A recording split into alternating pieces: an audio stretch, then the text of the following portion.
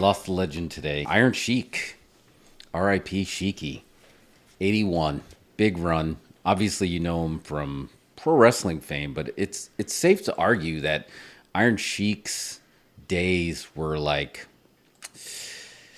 late 80s, early 90s. I feel like he got a whole nother life of everybody knowing him because of Twitter. Yeah, I agree. 81 for a wrestler is forever because he's been in really bad shape since the 90s. He's been in really rough shape.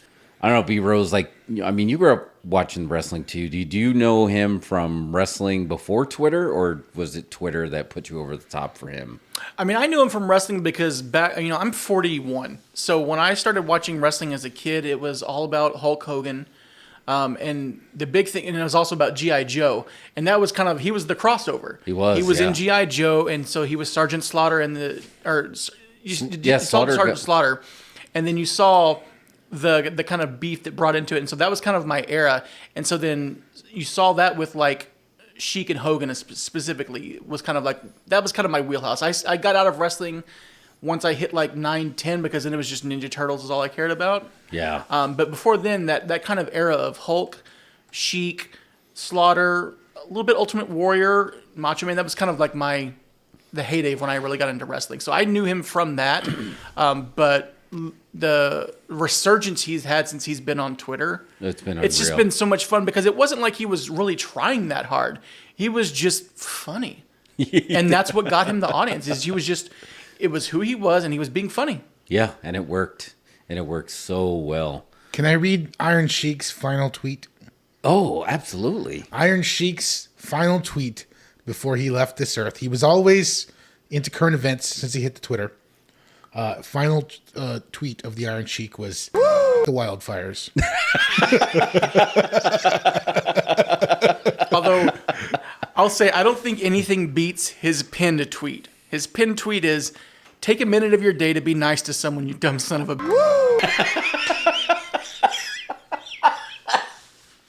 Oh, so good, man. That's like SNL Jack Handy level writing. He mastered the Twitter. He mastered the Twitter. He 100% did. 647,000 followers. Wow. He was worthy over He was, I mean, his last day of tweeting, they're all bangers. The true love. Dancing with your eyes closed. This is all the last few days of tweeting. Oh, look, his final Monday tweet of his life. And I cannot stress this enough, the Monday. He was also topical too. The Apple Vision Pro headset. Hogan. I do gotta admit, I've been checking Hulk Hogan's tweet to see if he finally just put the Sheik over. Because I know he was always calling Hogan out for being a jabroni. Oh man, but I was telling this story earlier, and Twitter again gave him a resurgence, but he almost had the opportunity that would have changed wrestling forever. I put it on our socials, and I used Across the Spider-Verse. It was the first time I actually got to use a canon moment. And I was like, there are just a few canon moments in pro wrestling, but Iron Sheik beating Bob Backlund with a camel clutch was a canon moment, because if it wasn't for that, Hogan would not have that adversary to where Hulkamania was born. And Sheik, make no mistake about it, on TV, he put Hogan over and gave birth to Hulkamania, but in real life, he allowed Hulkamania to live, because the story is that Vern Gagne, who was friends with both of them, and he thought Hulk Hogan screwed him by going to work for Vince, offered Sheiky Baby $30,000 to break Hogan's leg, take the title, and go back to the AWA with it, which would have just buried WWE. We talked about the Montreal screw job, where they just called a match and made him tap when you did. Can you imagine, instead of Hulkamania being born, Sheik breaks his leg and Hogan is laying there in a heap, and then Sheik just takes the title and leaves? That would have changed wrestling forever. But instead, he didn't. He gave Hogan the favors, and not only was Hulkamania born, but it's safe to say that Sheik profited well more than 30 grand. Like Magic 8 Ball brought it up. He was part of the Hulk Hogan Rock and Wrestling Saturday morning cartoons. Yep. And actually, I went back today and watched the Goonies video with Cyndi Lauper because, you know, the Rock and Wrestling connection was great. The biggest heels in there were Roddy Piper and Iron Sheik with Freddie Blassie and then Nikolai Volkoff versus Captain Lou Albano and Cyndi Lauper. And again, Sheiky Baby really did profit from doing business rather than breaking Hogan's leg. But do you guys remember that Goonies video with Cyndi Lauper? Mm-hmm. Absolutely. It's a seminal moment in wrestling history. It really was. And that's why I think it's such an injustice she's not in the Hall of Fame, because she's part of that. But Sheik was a huge part of that. And even before Hulkamania was born, like B-Rose, like you were talking about, Sergeant Slaughter being part of G.I. Joe, that was the first. They set this angle up with Iron Sheik, and it was just a Saturday morning. One of them beat, you know, enhancement talent, and the other one just happened to be coming in the ring, and they just crossed paths, and then they wouldn't move for each other. And then after that, it was on. And they did it old school, where just like they had some run-ins and stuff. But if you wanted to see them fight each other, you had to go to a house show to do it. And I remember him, Sergeant Slaughter, like coming to the back and beating him with a boot in the head. And the wrestlers were doing a pull apart, and they were screaming at each other and cursing. And I'm like, this might be real. You know, he was playing his gimmick right after the Iran hostage situation. You couldn't do that now. Can you imagine like a real world event and then you build a character based on that? Even though he was for a shoot, he was like the bodyguard for the Shah of Iran. So, I mean, it wasn't like some guy that just like, this is going to be your gimmick. You know, he was in the Olympics, you know, for Iran. He was just such a brave character. But look, this is how you expect him. You knew like how he was in Twitter. If you watch Rock's social media today and explain it, you can like, oh my God, that was a shoot. That's really how Sheik talk. Yeah. Well, it's fun too. Like if you want to talk about just a constant barrage. Here are 4 tweets, all in the same day. Okay. And I'm just going to order. Fruit gushers, but I can never find you in the store like I used to, Bubba. Then take a deep breath and reflect on how you are a dumb son of a. And then the Little House on the Prairie. And then Wizard of Oz, go yourself. These are all in the same day. And that's what most of his Twitter feed was. It's so good. But it works. It does, because you imagine him just being like, Grandpa, you can't say stuff like that. I mean, he wasn't always telling things to go themselves. He was putting stuff over. He did. Yeah. He said Steely Dan is the real. Yes. Gene Wilder, I love you forever. Oh, yeah. Yeah, he did put him over there, too. Hold me closer. I want to belly-to-belly suplex you. He was always talking about breaking backs and making people humble. So he's trying to change the world. All I got to do is break your back and I'll make you humble. I keep checking Hogan's feed and no updates at all. Is he finally going to put Sheiky Baby over?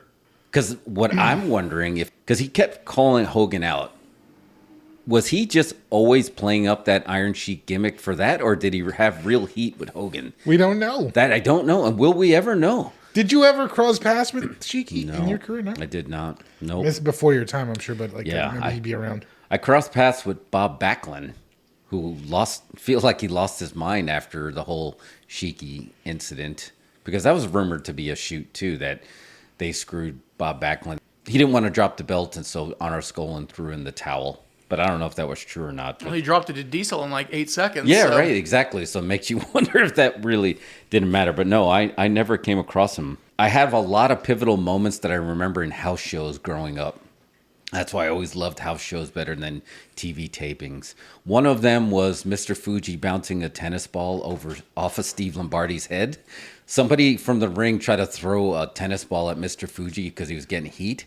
And like a boss, he like caught it, put Lombardi in a headlock, and he just bounced it right off his head. And the other one was Iron Sheik getting so much heat. Somebody somehow got a bucket in there, and it might have been like they were selling like buckets of beer. or he brought it in somehow. And at first it was rumored that they just dumped a bucket of on Sheik's head, but it ended up they said, no, it's just dirt. I'm like, you went out of your way to bring in a bucket of dirt to a wrestling match, bought front row seats, and then dumped it on Sheik's head. Knowing that Sheik, that security guard probably saved your life because he would have broke your back and made you humble. I don't know which concept I would like more, whether it's Sheik being this like prestige level, always like in the Prestige, the magicians, like the performance is the acting like that at all times.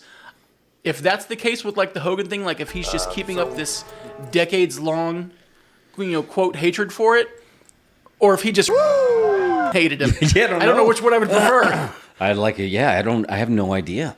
I just don't know if it was because that day back then with kayfabe, like they mixed kayfabe in with real, so you couldn't really tell. I did respect to The Rock that he gave Sheik credit. Jabroni is apparently part of Merriam. What's the dictionary company? Merriam-Webster. Merriam-Webster. Merriam-Webster. Jabroni is in there, and they credited The Rock, and The Rock's like, you should probably update that because I 100% took that from the Iron Sheik, and he called it out, and I thought that was cool. But there's a lot of people that are coming out now. I do remember Iron Sheik, one of the house shows, he was supposed to wrestle Hacksaw Jim Duggan. Oh, God. Do you still have that? I was digging through it right now, yeah. Oh, man, that's a good one. So those are action figures that are currently under my bed. And I brought them all to work, and we recreated email spamming with WWE and Rocky 3 action figures, and Sheiky Baby was a part of that. Oh man, that's a classic. That one is so good. I still have that Sheiky Baby. I should have brought him in. I'll bring him in next time. But I'm gonna miss his tweets. Yeah, His Twitter feed was hilarious. It's been hilarious for a long time. so it makes you wonder. So I know there's somebody that works for him, right? That he has a social media team.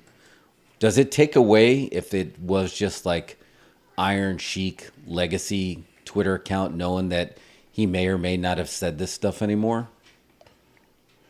I feel like he did say it. He just probably didn't type it into the phone. Yeah, he's the one that definitely... He was just yelling it at his social media guy. Fuck the Monday. So it really might be the end, which is really sad. Because I was thinking, like, I was trying to think, like, can they keep it alive, like the Cobra Commander tweets? But if you know it's not coming from him, does it not have the same thing? Yeah, I mean, I think that his tweets were so... They felt so him. Yeah. That I almost think it would almost be a disservice to just... Like, if you want to keep it going, then just go through the thousands and thousands of tweets and just retweet them. Yeah.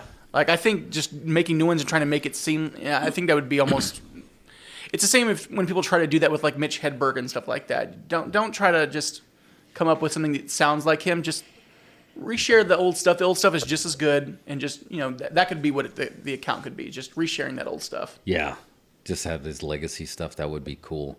I just remember the last WrestleMania I remember seeing him in was the Gimmick Battle Royal. Yeah, that he won. Yeah, and he won that one. And you know why he won that, right? He was in too bad of shape to actually go over the top rope. Yeah, so yeah, he was like, you could tell like in most of the match, he's like barely...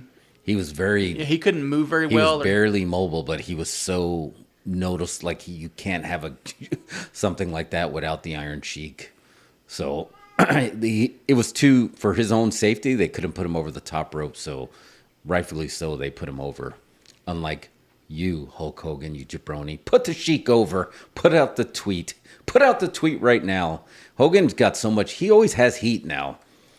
If he wants to start to win the world back a little bit, say, Sheiky, I know you could have broke my back, made me humble. I put you over on Twitter. 1, 2, 3. I would love to see that tweet from Hogan. I don't know if we will, though. I don't think you're going to see that tweet from Hogan. I don't think so either. Man, that's sad.